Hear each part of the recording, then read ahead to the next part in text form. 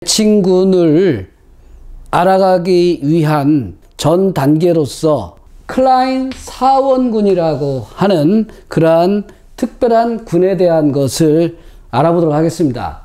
보통 V라는 문자로 해서 나타내기 때문에 독일어 Führergrupp라는 데서 나온 그런 단어라서 여기서 V를 독일어로는 Federn 그런 것 같은데요. 사원군이라는 것, 즉 원소가 4개인 그런 군을 나타내는 겁니다.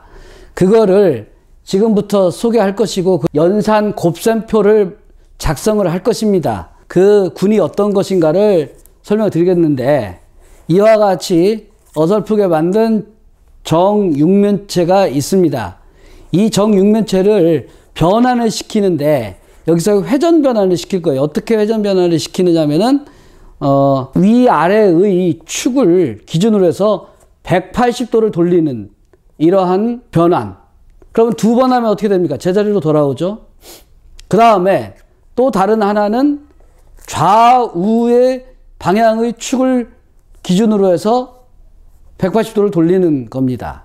원래 이 주사위라는 것은 1과 6, 그리고 2와 5, 3과 4 해서 합해서 7이 되는 그런 규칙에 의해서 만들어지죠.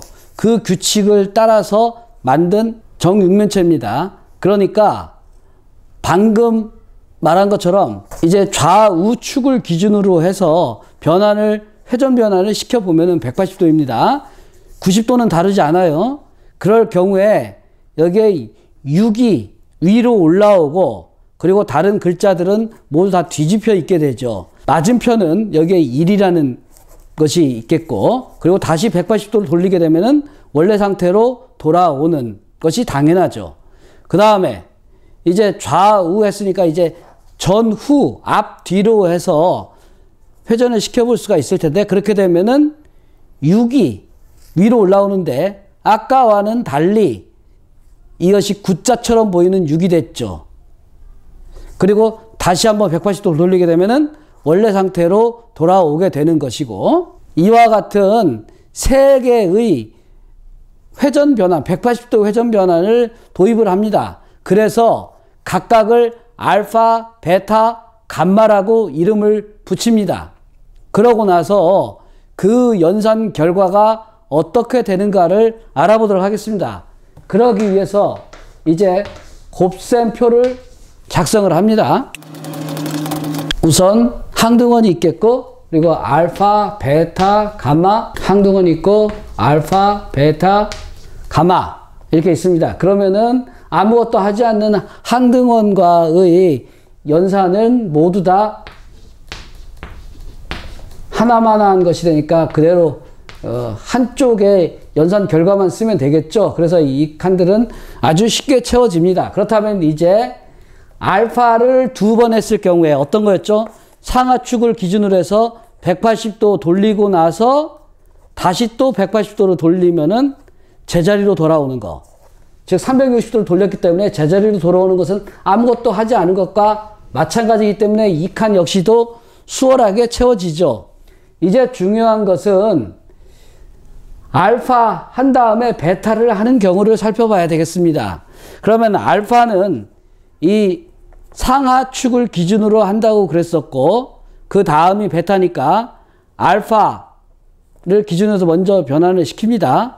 그리고 나서 이제 좌우축을 기준으로 해서 이렇게 변환을 시킵니다. 그러면 여러분들 눈에는 9로 보이는 6이 위에 있고, 그 다음에 이 자는 뒤집어진 형태가 되어 있습니다. 자, 이걸 기억해 두시고, 그렇다면은 이제 하지 않았던 연산 어떤 것이 있죠? 앞뒤로의 변환이 있었죠. 그거를 다시 한번 여기서 해보겠습니다. 그러면은 9처럼 보이는 6과 뒤집어져 있는 2. 2가지 연산의 결과에 의해서 만들어진 알파, 베타의 결과가 감마, 하나 한 거와 같은 결과가 나왔죠. 그렇습니다. 그 다음에는 이제 순서를 바꿔가지고 베타, 알파를 해보도록 하겠습니다. 즉 베타니까 좌우를 먼저 축으로 해서 이렇게 회전을 해보면은 6과 뒤집어진 5가 보이는 웃면은 6, 그리고 정면은 뒤집어진 5. 그 다음에 이제 알파를 해야죠. 알파는 여기 상하를 축으로 해서 하는 거니까 이렇게 했을 경우에 구자처럼 보이는 6과 그리고 뒤집어진 2. 그것이 여러분들이 보이는 그런 면입니다. 그렇다면은 원래 상태에서 다시 시작해서 하지 않은 연산, 감마, 이제 전후를 기준으로 해서 다시 한번 해보도록 하겠습니다. 구자처럼 보이는 것과 그리고 뒤집어진 2. 같은 결과가 나오게 되죠. 그러니까 이건 역시 감마라는 겁니다. 그러니까 알파와 베타는 교환 법칙이 성립한다는 것을 여기서 확인했습니다. 그렇다면은 또 다른 감마 알파와 알파 감마는 어떻게 될 것인가? 그거를 해봐야겠죠. 자, 그러니까 이제 감마 알파, 감마는 전후니까 전후 이렇게 하고 나서 다시 알파 상하축으로 해서 회전을 합니다. 그랬더니 6과 뒤집어진 5가 여러분들이 보는 면입니다. 그렇다면은 이제 원래 상태에서 다시 원래 상태에서 감마 알파를 했으니까 이제 베타를 한번 해봐야겠죠. 베타는 좌우를 가지고 하는 거였습니다. 베타를 해보게 되면은 6과 뒤집어진 5 이렇게 나오죠. 이거는 역시 감마 알파가 베타와 같다. 그리고 알파 감마를 해보면은 그러니까 상하축으로 이제 돌리고 그리고 나서 감마 전후로 이렇게 돌립니다. 이렇게 돌리게 되면은 6과 뒤집어진 5를 계속 보게 되는데 이제 마지막으로 베타 감마와 감마 베타를 알아보도록 하겠습니다. 베타 감마 그러니까 좌우축으로 하고 그 다음에 전후로 하는 거죠. 좌우 하고 이제 전후 들어갑니다.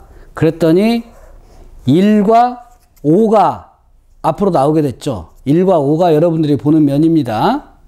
그러면은 그 다음으로 이제 1, 2 이렇게 있는데 이제 알파를 안 해본 거 그거를 해봐야죠. 그러니까 상하축으로 하는 거니까 이렇게 돌리면 되겠죠. 1과 5 방금 봤던 것과 똑같죠. 그러니까 이 결과가 알파가 나왔다는 겁니다. 그 다음 이제 감마 베타를 해봐야 되는데 감마 베타 1, 2, 3, 4로 다시 돌아와서 감마 좌우 돌리고 다시 베타 전후로 이렇게 돌리고 했더니 1 옵니다. 방금 했으니까 기억하죠? 이것도 알파입니다. 그러니까 이거는 가운데를 기준으로 해서 모두 대칭이 되죠. 그러니까 교환 법칙이 성립하는 연산인 겁니다. 클라인 사원군으로 만들어지는 것은 이렇게 정육면체의 180도 회전을 가지고 알아볼 수 있다는 거죠. 아주 다양한 경우에 있어서 이 클라인 사원군을 만들어낼 수 있습니다만 이 정육면체라는 기하학적인 그런 접근으로서 한 것이기 때문에 도형의 대칭성을 탐구하는 데도 굉장히 좋은 도구가 되겠죠. 이제 이어서 다음으로 또 다른 정육면체의 대칭을 살펴보도록 하겠습니다.